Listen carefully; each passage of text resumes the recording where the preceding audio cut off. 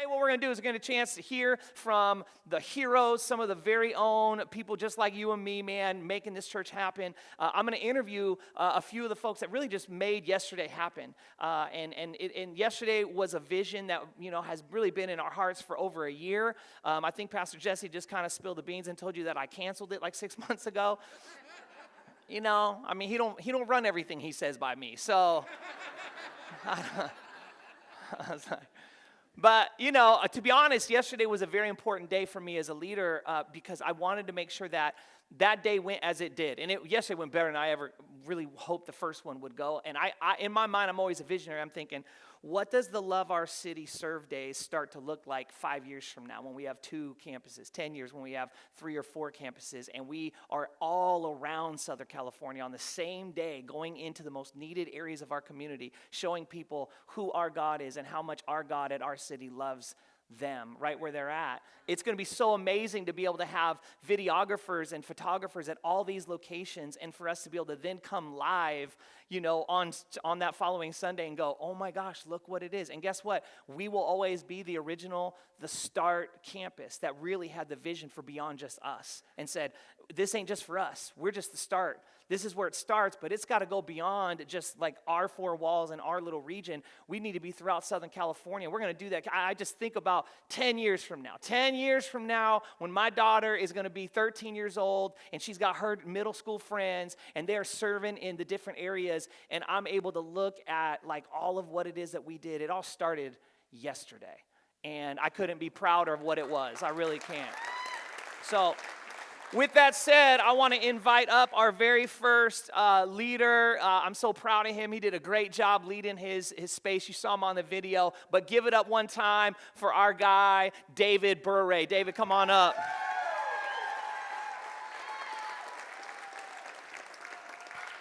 My man. Here you go. Thank you. Sit on. I don't know if that seat's big enough to hold It's you, perfect. but it's got shocks. yeah.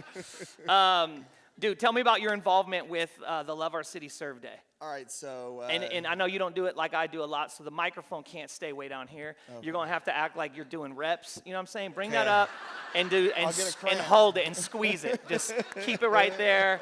And that, I'm trying to relate to your world. Yes. Jesse had approached me, and I own a home gym, so he said, hey, look, I think this is right up your alley. Yeah. And I said, dude, I'd love to do it. Until I got there and I looked at what I was working with. And I said, Jesse, this is a God thing to get done. This is way, way, way more advanced than I thought we were going to deal with. Yeah. I showed up and they had a couple weight plates, a bar, and a broken bench. And I was like, well, I thought I was going to work with a gym garage, not an empty garage. Yeah, sure. So I thought we had a little more to work with. And then as we got progressing and people signed up for the volunteer group, the people who volunteered for the gym garage were absolutely incredible. Yeah. Without all of them, it wouldn't have happened. Yeah, dude, that's We so had cool. a gentleman that was able to go in the week prior, do a bunch of demo, clean stuff out, so that we could go in on Saturday and actually get the work done and let these kids use this gym. Wow. What was the experience like yesterday? Like just from what you saw when you first saw the site, because you guys did a pre-visit to kind of see the site. But what was your experience like yesterday, just leading the team and seeing it go from where it was to where it ended? What was it like to lead that? And I think from what I understand about you, this was like your first time stepping out and saying, I'm going to lead something at my church. I'm going to not just attend, but I'm going to get out in front and volunteer, but even step up a little bit more and lead something. What was that experience like for you? Overwhelming. Yeah. I did a lot of praying with God, just said, hey, look, this is way out of my realm. This is not what I do, but I felt like Jesse asking me to do this was a whole God thing for me to help me grow as well. Yeah. And to say, hey, step up to the plate. We got stuff to do. Come on. And when he had approached me, I said to the wife, I said, hey, Jesse wants me to lead this group for the Serve Day. And she said, where are you putting it on your plate? And I said, well, it's a Jesus thing, so it's got to fit on the plate. Yeah. Unfortunately, we got to make room for it. Yesterday, watching it all come together was absolutely life-changing and absolutely incredible. I think what made me the happiest was to see 2 of the kids that were actually at the house They were helping us. They were trying to put equipment together, and they were trying to use it before we were even out of there. Which was absolutely awesome. Physical health has such an impact on your mental health, and I couldn't imagine what these kids go through in their life. We all struggle, we all have hard lives, but to think of living in the foster care system your entire life and then getting out of there and having nowhere to go but these homes take you in to give you that opportunity to get on your feet. I said to the owner of the Inspire houses, I said, hey, is there any way any of these other kids from these homes can get here? And she said they have no transportation. And I was like, man, how do we get into these other homes then that they've got and create something for them? Because getting that workout in, getting just the physical health out of it helps mentally so much to make better, healthier choices. Yeah, I know that's a big part of what you do even for a living when it comes to helping people physically and emotionally and how that all works. Can you talk a little bit about that and your passion for that space?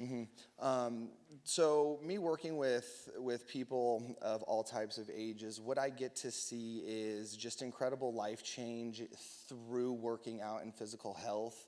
From the kids that I get to work with that are in elementary and junior high, where they're super insecure, they're still trying to figure themselves out. They're getting made fun of at school for being a little overweight or a little different. And watching them over the years progress and turn into these incredible, confident people is so fun. As well as all of the people I meet from all different ages, everybody's got a jacked up life. And for me, it's not about the money because I do not make millions at all. I wish I did. We do too. But I get to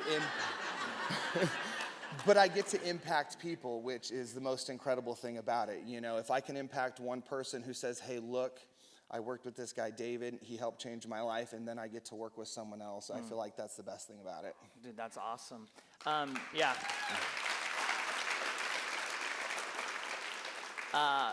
Last question. When you were driving away from the completed project, how did you feel? On cloud nine. On cloud nine. I literally remember driving in the car a little bit and getting a little teary-eyed. We'd put some worship music on, and I was just like, wow, we just helped change these kids' lives. They've got something they can go get rid of extra energy at. They can go in there, they can look back on life, reflect, and be in an environment where they can just let it all out and get some physical health to release that mental problem and struggle.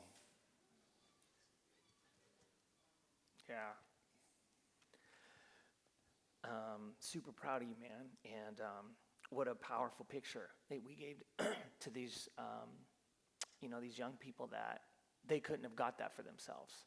And that's what you helped us live out, is like what the name of our church is about, is we're here to love our city and to love this area in a way that they otherwise would never see a picture of Jesus. And you and your team yesterday, seeing you and Trish just work together as a team, as a husband and wife team, leading that yesterday was special, just because we've known you guys for years and we love you guys. But also watching what you gave them is a gift that they could never give themselves. And I was super proud of that.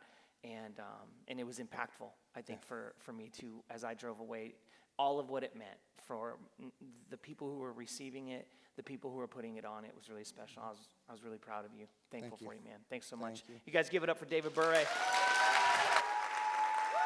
Love you, man. I love you so much. Thank you.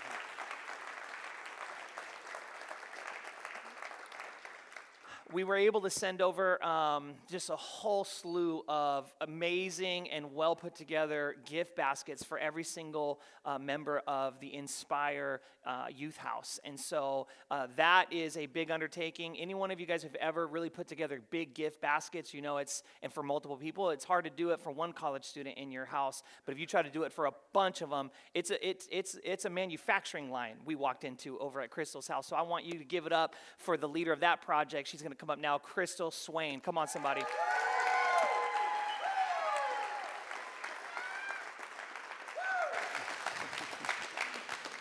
you so much. Here you go. Crystal. Pastor. Tell us about the project that you led and how that all went for you guys there. Oh, It went great, and I was really happy when Tammy asked me to lead it because, as a CASA, which is a court-appointed special advocate, Yes. I have really learned to have a heart for foster kids, and so it was right up my alley. Yeah. And so, like you said, the baskets, it provides a welcome to them. Yeah. So when they get to the home, they've got new sheets, they've got comforter, they've got personal items like body wash, they have a $50 gift card. And so our initial goal was for 5 baskets. We got 10. Yeah. I love it. What was it like for you leading the project and working with your team of volunteers? Oh my gosh. Ladies, ladies, ladies, you guys are awesome. Our city church women are generous. Yeah. Because when we first started the project, we had letters so that we could go out and ask for donations. Our city church women donated everything. We didn't have to ask anybody for anything. Wow. And so you can imagine the cost of 10 comforters, 10 sheets, all those items. And let me tell you, it was really heartwarming to see people come up to my door and say, here's my donation. I mean, they just kept coming. Wow. It's great. And we got to stop by yesterday and see it, and you guys look like, I don't know, you guys look like Santa's like workshop yesterday. I'm telling you what, dude. You guys had it was all organized too, which I was impressed by because God didn't hand that gift out to me. And so talk about just like how you guys kind of set up, and you guys were all there interweaving like together, knowing where to like help and do. Somebody had a blow dryer. I mean, it was like, you guys were shrink wrapping stuff. Just, I want to hear a little more. Tell them, because they weren't there and they didn't see. I want them to see what I saw through what you guys had going on. Well, the ladies that worked with me were so helpful that I even went on vacation during the time of getting this ready. So I got all the information, sent out initial email, and then I went on a cruise. Hey. But I asked Carrie Honstein. Yeah. She Superstar. stepped right up, Superstar. Yes. She stepped right up, kept it running, started getting donations and everything, people bringing items in and everything, and committing to, she did a spreadsheet and everything, and then when I got back, everything was in place. Wow. Everything was in place. And she could have said, okay, I'm done, but she didn't. She was right there the whole time. Wow, that's wonderful. Yeah. Yeah, we're proud of that team. Last question, tell me what it was like just when you delivered the baskets to the Inspire Youth Home. Oh gosh, that was so fun. Well, we had 5 baskets for the guys and then 5 for the women at another home. And when we got there, we brought lunch for the team that was doing the gym. And we got to meet some of the young men that live there. Yeah. And charming young men. And while we were there, Tammy came with gifts for them. And I knew they were getting gifts. So when I saw that she got there, when we were there, I was like, oh, good, I get to see it, Yeah. And so she lined up the gifts, and, she said, these are for you. And, a couple of them, they looked so tentative, like, for us. They opened up the bags, and out come these brand new, beautiful Nike shoes. Wow. Workout clothes. I mean, they're looking, it made me think about what you said yesterday when you were preaching a little bit. A little bit. Yeah. and I thought, you know what? Not only can they look down at their feet and remember somebody loves them, Yeah. they got some Nikes to look at too. So I was just. You preaching, Crystal? I mean, man. I was just blown away. Yeah. So anyway. Well, yeah. Thank you so much for stepping up, leading, and building a great team. and rallying them together. You guys were impressive to see yesterday. It was cool watching the way that you guys had that thing working. You had them all lined up. Literally, I don't know why, maybe it's just me because I'm not good at gift wrapping, but watching you guys, they were big baskets, like, and you wrapped them, like, with this giant thing, and it had a bow, and then she was blow drying it to shrink it, and I was just like, man, like, it's incredible, to see a vision come alive and see everyone running with it. I just was so moved yesterday, and your whole living room and kitchen was taken over by these 10 baskets and all the different things to put them all in. So thank you for leading and for modeling to us what it looks like to really give to those that need it most in our community. You're welcome. I love you. You guys give it up for Krista Swain. Thank you. Love you so much. All right.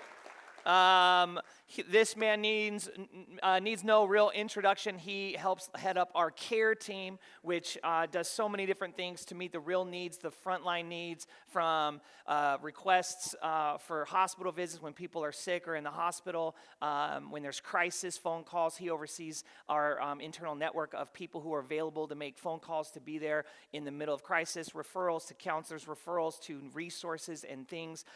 When you're going through something, ultimately it may not be him you talk to, but it's because of him that you get what you need here at our city church. We believe our city church should be a resource that you could Google anything, but we can too, and we can vet what comes up on the Google line and say, yeah, that one, no, this one.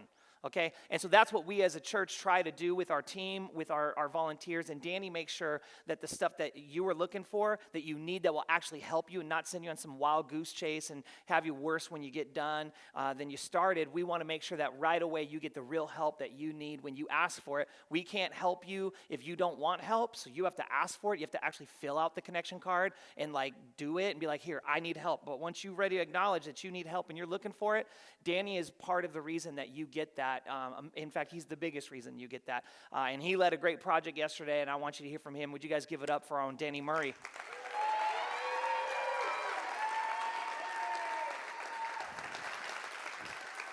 My guy. Ooh, I love you, dude. Danny, you led over at Peppermint Ridge, and we built up. Well, I'll let you tell him. What is it that we did over there? Wow, it was an amazing day. So if you don't know, Peppermint Ridge is a not-for-profit organization that cares for developmentally disabled adults. So folks that can't live a quality life without some kind of assistance. So Pastor Jesse and I were having coffee one day, and I asked him, where do you need help? And He asked you to lead that. As he often does when I ask such questions, is where do you feel called? Yeah. Well, you ended up leading this project, but for most of the people who may not know you personally, tell us why this project became the one that you chose specifically to lead. So tomorrow, my dad left this earth 26 years ago. So October 21 of 1993, and he always had a heart for kids, but he was also part of a club. For those of us that are old enough to remember Citizens Band Radio, CB, going back a minute. That's before cell phones and before GPS. But one of the things that he was really passionate about in this club that he was part of, they would go and support Peppermint Ridge for Christmas. So my mom would dress up as Mrs. Claus, and then one of the other members of the club would dress up as Santa, and they would go and just bless and love this community of people. So as I was talking with Jesse, I went, this is it. This is why. This is honoring my dad. It's so important. And yesterday was nothing short of amazing. Tell us what the experience was like, just what you guys exactly did. What was the project? So we had a team between the tree beautification group, which was led by Jessica Muirhead, and she's a rock star. It's so cool to watch. That group of ladies is so creative and so talented. And then I was blessed to have a team of 14, and we built wheelchair accessible planters. So we built 3 planters for them to establish a community garden, and so it was so amazing to see, a mixture of a couple parents that had their daughters here, and to watch everybody to just jump in and find a place to contribute, and the creativity that came out, because we, being ever so thoughtful, I went, wow, because it's about stimulating and life enrichment. So we had plants that had different smells, so lilac and rosemary, and so they were planting everything. And then as soon as we'd finished planting a planter, then another team would come in and start painting it. And I had paint with primary colors, and the girls were like, yeah, you're cute, but you're not very good at this. So they would mix colors and make new colors, and then said, what would really make this cool is if we could put our handprints here, so that our hands will always be a part of what this community experiences when they can come and enjoy and live a better life. Yeah. When you were done and you saw like the project was done, how did it impact you personally?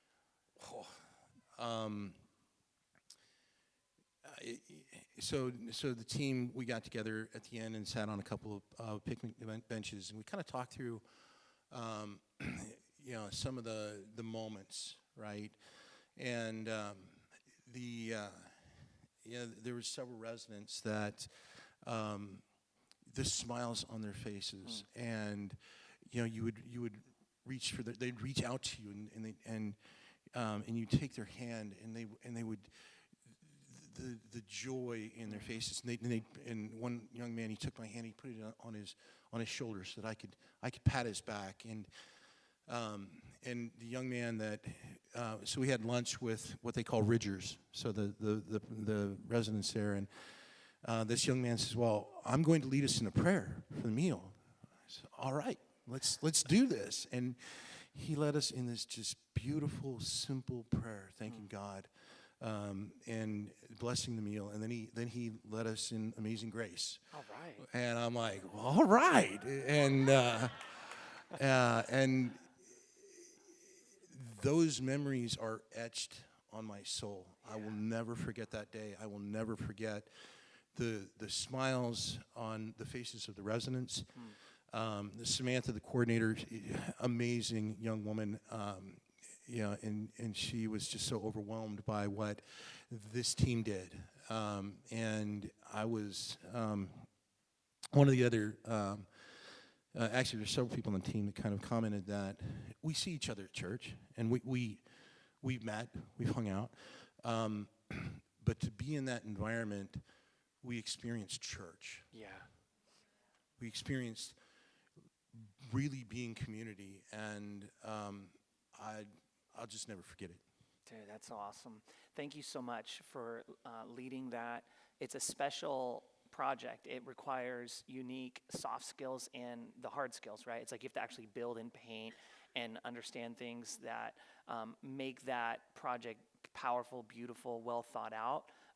It requires construction and all those things, but it requires a unique relationship building skills, the ability to be kind-hearted, caring, loving, interactive, right? Because though the communication skills won't be verbal like me and you can talk, there is communication, and it's important. And that young man that just was like, I just want you to know it's okay to pat me on the shoulder, and I also want to receive like interaction together.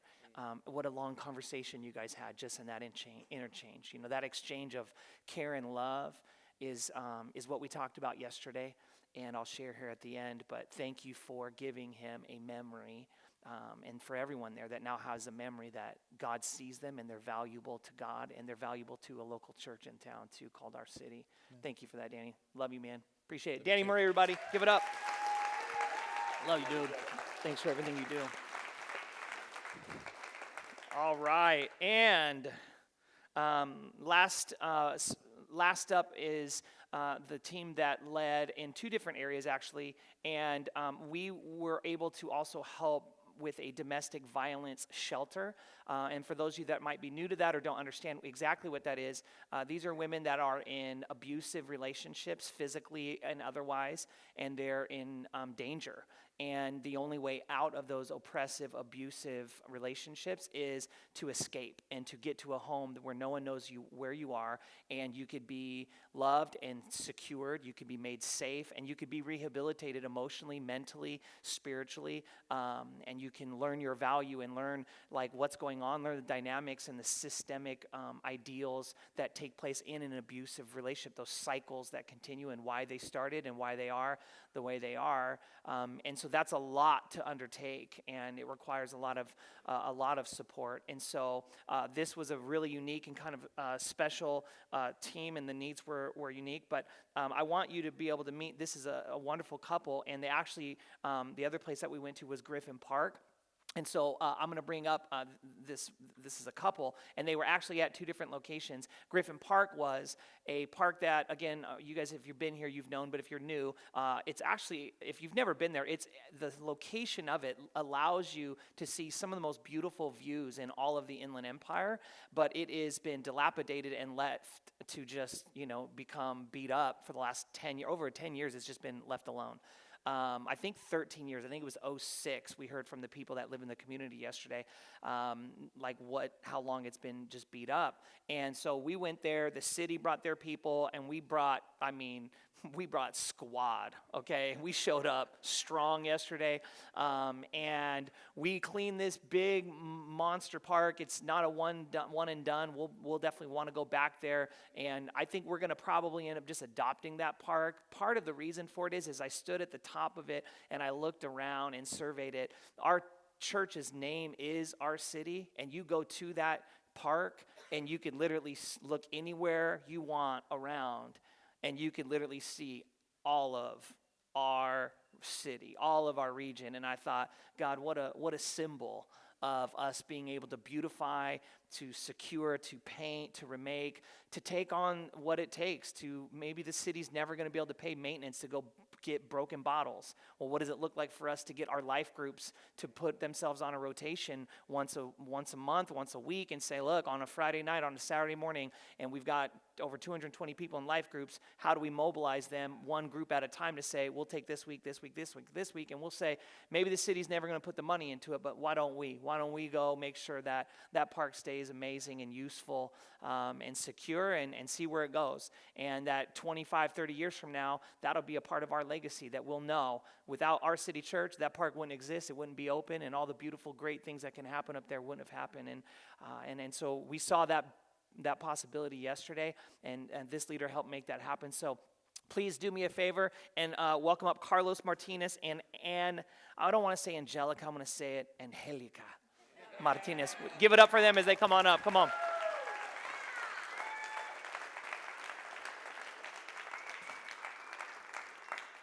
What's up, y'all? Good morning. My dog. All right, we have one mic you guys are going to have to share, but you're married, so you're good at that. I'll take it. You could start. Okay, now tell me again, why did you guys choose to be a part of 2 different projects?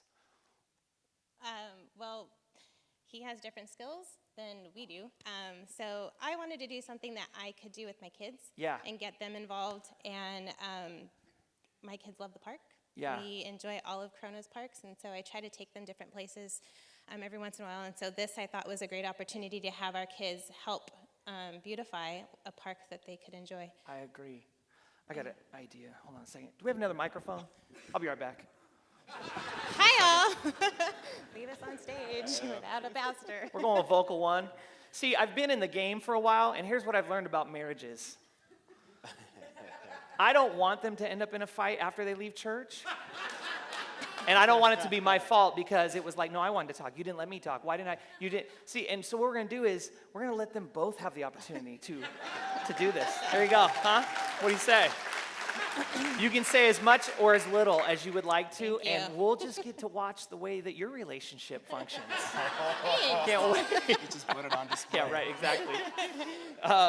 But tell me about the shelter, Carlos, and just what led you to wanting to be a part of that. Well, when you launched the Love Our City Day, multiple projects, it seemed like huge tasks out there, and I didn't know where I would fit in. Yeah. And once I saw the requirements and kind of the scope of work, perfect. That's exactly what I do is Yeah. electrical maintenance and stuff. So. What was, we'll start back with you. What was your experience at the project like? It was amazing. So I was part of the second shift with the kids, and so when we got there, Second shift, where you at? anybody? First shift killed it. First shift, where you at? Yeah. I got there when you guys were enjoying your much-needed lunch break, and so it had already been cleared. I heard there was like a bunch of tumbleweeds and trees that needed to be trimmed back, and we saw a couple of our life group friends that were there and drenched in sweat, and they were just like, it's a beast of a park. Like this, I didn't even know it was there. But like you said, you can see the whole city, and there's multi-levels too. So you had just like a swarm of teams down at the bottom, and I was just trying to find a spot for me and the kids that I can try to keep an eye on them without losing them in the bushes. So real. Tumbling down the I know. The terrain was no joke. It wasn't, yeah. I was like, Eliana was out there with Brenda. I was like, I don't know. I don't know. And then they said there were rattlesnakes too. So I was like, well, the first group kind of scared them all away, so the second shift didn't have to worry too much about First shift? But it was super amazing. Snake, Yeah. like, what is it called? Charmer, thank you. Second service, we're going to nail that joke, okay? I won't need you at 11, I got it. First shift really did clear a lot of it for us, Yeah. and the second shift, my kids and I just grabbed some rakes and shovels, and it was really cool to see Isaac, he's 8, just grabbing the wheelbarrow and just like, I was like, okay, hope no one gets killed down at the bottom, but he did it. Yeah. He was so eager, and I was a little worried, honest mom moment. When I got them Yeah. in the car to head over to the park, I was instantly thinking, why am I doing this? Like, I'll just go by myself and get so much more done. Yeah. But once we got there and got them outside, they were excited to contribute and just be part of something bigger than ourselves and just giving back to our community. And just, I was sharing with them like that we're doing this so that our actions, like people will see the love of Jesus by us beautifying something that, hasn't been in use in a number of years. And the thing that you would have gotten done without them there is in no way close to as significant or as important as what happened in their hearts to be a part of the work and to see it and to do it together and to do it with mom. And to know that we're all wearing shirts, we're a part of something bigger than ourselves. Our family cares about others. That's, as far as mom life, that's the top of the mountain right there. Well done. What about you? What was it like for you, your experience at the project there? Well, we showed up after the rally here, not knowing what to expect or how big this place was. This kind of safe house. So once we pulled up and kind of made our introduction there and kind of showed us around, it's quite a bit of work. Yeah. There needs a lot of like TLC out there. Yeah. But I feel the place has good bones, good structure. It's can be an amazing spot. With a little bit more love on it. Yeah, sure. You guys plan to get together at the end of the day, right? Okay, tell us about that and what you all talked about when you did. So after the second shift ended, we actually went around to the neighborhoods to pass out door hangers and just kind of let the community know what we did, which was super cool. And my kids were so excited about it. There were several neighbors actually that came out and talked to us and wanted to know right away like how they can get involved. They wanted to volunteer. They said they drove by and they saw that we were there, and so they were asking us about it, and they said that they totally appreciated us being there. They were super grateful and thankful.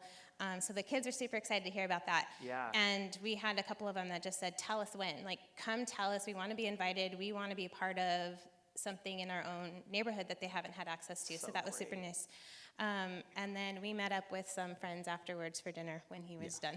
Yeah, it was interesting because obviously we're at two different spots. Yeah. And so somehow I beat you guys home. And, of course. Yeah. Well, that's true. That's right. She had the kids. You're by yourself. So It's true. They 3 came kids, in, car 3. seat. It's significant. She came home and scooped us up, or scooped me up and the baby, and we went to dinner. And it exciting and such an amazing experience to hear from the kids asking me, how was your serve day? What did you work on? And so I kind of tell them about it, and I said, what did you guys do? And I mean, one at a time, because all three are in their back shouting their different things. Like, well, I can't understand a word you guys are saying, but they were super excited to have taken part in it. So it was cool to, I mean, I would love to have been there with them as well, to see them, actually pushing the wheelbarrow and stuff. Yeah. But it was more enjoyable that we had two separate experiences, and they had questions and I had questions, and then we hung out with our friends and went out to dinner and talked with his kids, and my kids were sharing with him, and it was really cool. It was a great day. I mean, there was times where the kids were like, I miss Daddy, I want him here. So I had to explain, like, hey, he's doing something else at this women's shelter. And so once it kind of clicked, and people would ask, hey, where's Carlos? And Isaac was like, oh, he's helping at the women's shelter. So that was kind of nice, because he was like owning up to, what his dad was doing out. So it was kind of cool. Yeah. Our world has, when it comes to parenting, been told a lie that a lot of people believe, which is that you could spend your way into raising great kids and miss moments like yesterday that are for free. Yeah. And we give them stuff, and we take them places, and I'm not saying that's bad. I've taken Eliana places. She's been to Disneyland, all that. I'm not down on that. I'm down on that being the only thing, and even the primary thing. That is the icing on the cake. That is bonus. But the actual real stuff is the conversations you have with your kids after the event. And it didn't cost you anything but your effort, your willingness, your heart, ready to go and serve someone else. And I can't tell you how many times your kids are going to look back on the memory of yesterday, because this is what I firmly believe.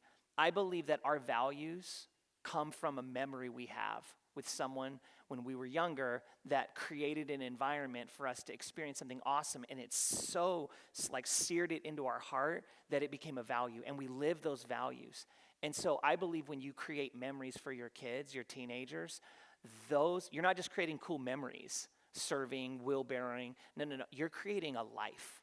That's a value that they'll never let go of, they'll always have, and they'll always be like, Dad, Mom, that's who they were. And I just want to applaud you guys and thank you for modeling that, for bringing your kids. We had a ton of our families come with their kids. It was really cool to see that we are about the next generation, that while we're building God's kingdom, while we're being generous, while we're showing Jesus, we're showing our fourth value we're bringing the next generation out there, and it was really cool to see that. I just want to make sure that you and everyone else hears that when you serve as a family, week in, week out, here at church, at our big serve days, those conversations are worth way more than whatever you're going to spend on the vacation. Go do vacation, but please don't do vacation without doing these things more and primarily, because this is what will build character, and this is what builds them into having values that will stand the test of time. You will actually ruin them if you just give them nice stuff. You've got to let them see what it feels like to go, Dad's serving somewhere else. I pushed this, it was so great. And it's an opportunity to do that, and that's why we are about the next generation. Dude, you will see kids handing out stuff, volunteering. You come to the load in and load out, especially the load out, you will literally see kids, 10-year-olds, carrying boxes, putting it back on the trailer. And if you got a kid that's got too much energy and whatever, we got a solution for you, okay? Man, help us out. Bring them kids, join the loadout team, and you too can have a tired child at 7 o'clock at night. We're here to help on Sundays, whatever we can do. Hey, would you guys give it up again for the Martinez family? Love you guys so much. Great job, dude. Thank you guys. Love you guys so much. You guys are awesome. Thank you. I want to just conclude by making sure that you guys hear what I shared with the church yesterday who showed up. We have, every time we do a Love Our City Serve Day, we're going to do a Love Our City rally before we go out. So we all came together in this room. Our worship team, they led us in a couple songs, helping us center. And then God gave me a message for just this overall theme and campaign that we launched and inaugurated this weekend. And again, we'll be doing this for the rest of our city church's life. But I really believe God gave me a real prophetic message yesterday about what this means and what it's about. And Crystal alluded to it earlier, and I want to make sure everybody here is on the same page. I want us to always be, having the same meal, okay? So, I want to make sure we're all nourished the same way. So if you miss a Sunday, listen to the podcast, because I want us to always be hearing the same stuff so we're all kind of tracking on what God's doing in our midst. But yesterday I shared from John 13, verse 14, and Jesus had just got done. He's getting ready to go die on the cross, but before he does, he comes together with his 12 disciples, and back then there was no vehicles or anything like that, and so you walked on roads and they wore sandals, and that meant that when you came together for dinner, often whatever was on the roads, and they followed camels, they followed mules, they followed cows, they followed livestock, horses, and so all of that waste that would come out of those animals, they would have to scoot aside, sometimes walk on. It was just part of the deal. Their feet were dirty. And there's this story in the Bible in John where Jesus comes in and he's the guest of honor. He should be the last person who should be doing this job. This is a job for a servant. This was, if you were in the house of a home, whoever's wife was kind of the owner of the home, it was a part of their customs, hospitality-wise, that if the servant, they didn't have a servant, didn't have money for a servant, that she would go and she would wash the feet of their guests. That was a part of what you would do back then because their feet were all dirty. And so Jesus does this thing where he takes off his outer garment, gets a towel, and he goes by all 12 of them and he washes their feet. And it was a servant's job. He does the servant's job. And he's the honorable guest. He's getting ready to go die on the cross, give his life as a ransom. And he washed his disciples' feet within hours. Peter will act like he don't know him. Judas is betraying him. Jesus will be illegally arrested, illegally tried in an unjust court with unjust judges and an unjust jury, and he will be sentenced to die for something he did not do. He understands injustice. He understands a criminal system that isn't fair. Jesus gets that. It happened to him. That's our faith. Our faith is rooted in an unfair criminal system. And he sees it, and it happens. And Jesus served his disciples right there. And this is what happens. When you're ashamed of your behavior, often the posture that we have is that we lower our head. Our shoulders sink down. And every single time those disciples would do that, what they would see was their clean feet. So we talked about yesterday how serving someone else gives them a picture of the value that God places on them, no matter how dirty their life or their feet are. It lets them know, look, I'm not considering what you tracked into this house. I'm not judging you based on what you've trampled. Where your feet have taken you is not something I'm going to use against you to try to keep you away from me and my love. In fact, I welcome you and all that you track in with you. Everywhere your feet have taken you, every place you've gone, everything you've seen and done that is wrong and not okay, I want to let you know that you can bring that into my home where I'm at. You can bring it up close to me, and not just bring it close to me, not just that. I'll do you one better. I'll actually get down and get in the midst of the grime that you tracked in here. And I myself, Jesus himself, I will wash it for you. I will cleanse it. I will make sure that I go to work and take off the things that you trample yourself into and that you then have on yourself, and that you're staining the carpet of your life, and that you're bringing the stench around the people who love you, and you don't even like the stench yourself, but you're like, gosh, this is on my, and Jesus cleanses that. And then he goes and dies for the very sins that we've all committed. And when they see what's happening to him, and when they see that they've all betrayed and acted like they didn't know him and their heads are hung, they get to look down and be reminded, he loves me so much. Yesterday when we served, that's what we did. And Jesus, after he was done washing their feet, he said this to his disciples. He said, now that I, your Lord and your teacher, have washed your feet, you should also wash one another's feet. And then later on he said, verse 17, now that you know these things I've taught you about serving and making sure you tell someone else God's value of them through serving them, you will be blessed if you do these things. You will receive what you just heard from all of the people that came up here. You heard them say, It was amazing. It filled my heart. It filled my soul. I was overwhelmed. I was blown away. It felt so good. My kids had a conversation that they would have never had otherwise had I just stayed at home. I'm not against all the things we have out there to do with our kids. I'm not. You need to know that. Like, I want Eliana to play sports, play music, see the world, go to Disney, like have dreams, like big, inspiring moment. I'm all about that stuff, okay? I'm not down on that, and no one should ever say I am, because I'm not, because we will do it, and you'll see it on my Instagram. We're going to do it, okay? But I want you to know, I am not building my daughter's life on those things. That is not the primary form of building my daughter. Me and Brenda are committed to what does it mean to serve, to share, to love, to encourage, to say sorry, to say I forgive you. I want her character to be strong. I don't want the value of the things that she's been bought to be bigger than the character of her heart. And that comes by serving. That comes through difficult moments, to say sorry. These are the things. And so listen to me. I want you to hear loud and clear that Jesus said, you'll be blessed, but it's not, oh, yay, I get a bigger job, a bigger paycheck. No, that is so just a short-sighted idea of blessing. No, you get peace in your heart. You get forgiveness in your soul. You get to feel what it feels like to look at people go, I have nothing to give you back except the smile on my heart because I can't believe how much I'm valued right now. Watching them boys lift those weights in that video, just watching them feel like I can be strong, I can overcome. Pain is not something that will hold me back. It might hurt my muscles for now, but it will make me strong on the other side of that. We got to help create safety. We let women know that there's a church that sees your value. We sent men into a domestic violence shelter to say, we want the women in here to know that there is a group of men that love you and want you safe, and we'll do our best to make sure you are. And so I want to make sure that you hear that for the rest of the time that we are a church forever, our city church will be marked by what God shared with us and what we did yesterday and what you heard about today. Because I believe God's called us as a church to wash the feet of everyone in our communities, and not just this city, but cities all around, from Orange County, all around Southern California, that God will open us up to. We believe that God is calling us to go to people who are tracking in their own stuff of where they've been, me and you included, but we don't come into a Jesus who goes, good night, who brought who and where have you been? But somebody who says, come in, sit.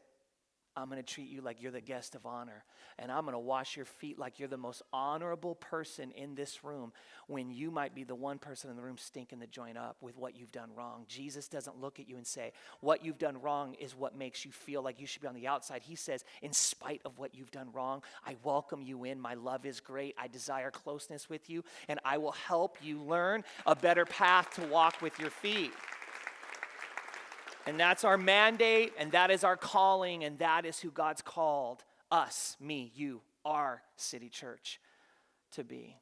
I want to pray for us as we launch into a new week of living out what God's called us to be. Father in heaven, I thank you so much for giving us this weekend. Thank you for the lives that were changed. Thank you for all the women and men, God, that learned their value because we went and we served your people. We washed their feet. We gave them a picture of their value. And when we wash and serve other people, when we serve other people, we let them know how important that our God thinks they are. And that's what we got to do. We got to tell people how important they were to our God. Whether they believe in you or not, that's not up to us. That's up to you and them. Our job is to show them the value you have for them, and then we'll let you start working on the rest. God, I pray that you would minister to them today as they are learning in a safer place with better air conditioning, a more beautiful place, God. God, as they are going through, God, and looking at the different colors and the flowers and the smells and the scents, God, may there be a sense of God's love and value. As they're lifting weights and listening to music that encourages them, God, and developing confidence and strength, God, may there rest upon them, God, the purpose and the promise that there is a future for them. God, as as the people in that community, Lord, look and say, wow, there's a church that cares about our park, our neighborhood. They don't even live here, but they care about us. May they hear the value that God has placed on them to be able to enjoy the place they live more. God, beyond this, thank you for the things we were able to give, the gifts that were given, God, the people who donated Nike shoes, Nike outfits, God, clothes and sheets and deodorant and cleaning supplies and all of the things that were given, weights, God, and flooring for the gym and all of even just people who just gave money and just said, I want to start giving to the vision of this church. The vision of this church is fueled by the generosity of this church. And so, God, I give you praise for all of that. We give you praise. You deserve the glory for yesterday, not us, God. We want it all to shine back to you. I want it to shine so much on our city church, but our city church is a mirror that when the community shines it on us, God, we just will be a mirror that directs the light right back to you, Jesus. So everyone knows the reason our city church is doing this isn't just because our city church is great. It's because our city church serves a great Jesus, and we believe the whole world should see the picture that we see of you. Use us this week now to go into our communities and to serve. To serve, God, to wash the feet with our encouragement, to wash the feet with our love, to wash the feet with our time, with our presence, to put down our phones and to look into the eyes of our teenagers, our kids, our grandkids, our friends, our husbands, our wives, and to be present and to say, you have value. I'm serving you with my attention, my love, my words. God, may our kids, our grandkids, our husbands, our wives, our brothers, our sisters, our moms and our dads find the value they have, our friends, our coworkers, that you have for them. And may we today begin to paint that picture for them in a way they've never experienced. I pray this in Jesus' mighty name.